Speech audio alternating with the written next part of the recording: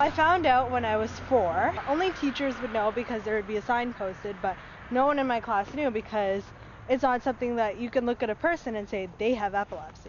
You know, everyone has something that is different about them. Even a lot of close friends of mine don't even realize that I have epilepsy until one day it comes up in a conversation.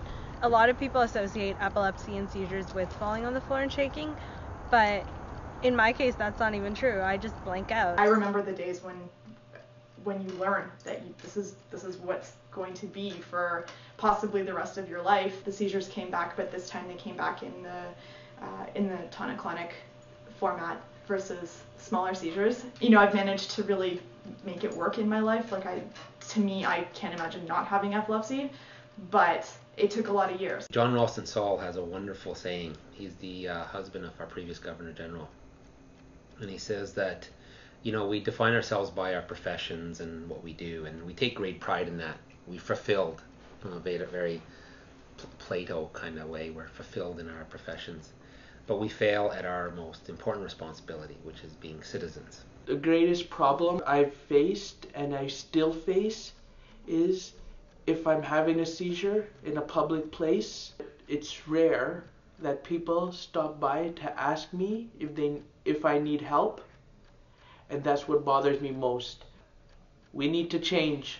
If you look at the literature in regards to quality of life, in Ontario, people with epilepsy have the lowest self-reported quality of life amongst people with all chronic conditions. So if you look at MS, Parkinson's disease, stroke, cardiovascular disease, congestive heart failure, arthritis, these are chronic conditions that people live with, but people with epilepsy have the lowest quality of life. These people need help, and their seizures need to be stopped. In Canada, there's 300,000 people affected by epilepsy and even more. That's why research must go on. As I mentioned, up to a third of children with epilepsy have seizures that are not controlled by medication. It can start at any time in life, but most often it begins before age 15 or after age 65.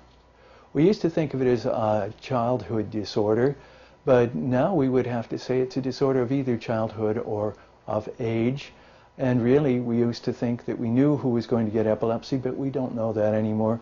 Any of us could develop epilepsy as we grow older. The idea of intervening early and intervening in a safe way are the things that drive science, that drive research. I feel that it is time that we really raise public awareness of this disease and start to put enough emphasis on epilepsy research that we can really start to impact lives. Simply by individuals knowing what epilepsy is and understanding, it takes away the individual's fear who doesn't have epilepsy, and it gives that individual with epilepsy that comfort knowing that people around them understand.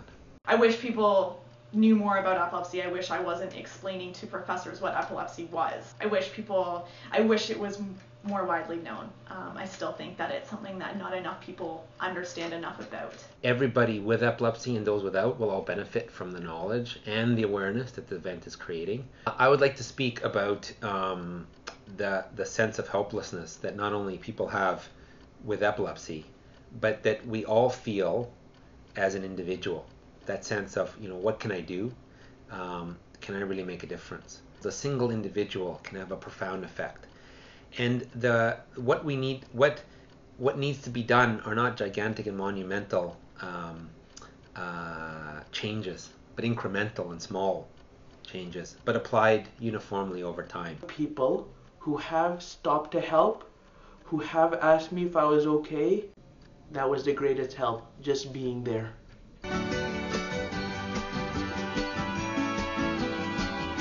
Feliz Navidad, Feliz Navidad, Feliz Navidad, próspero año y felicidad. Feliz Navidad.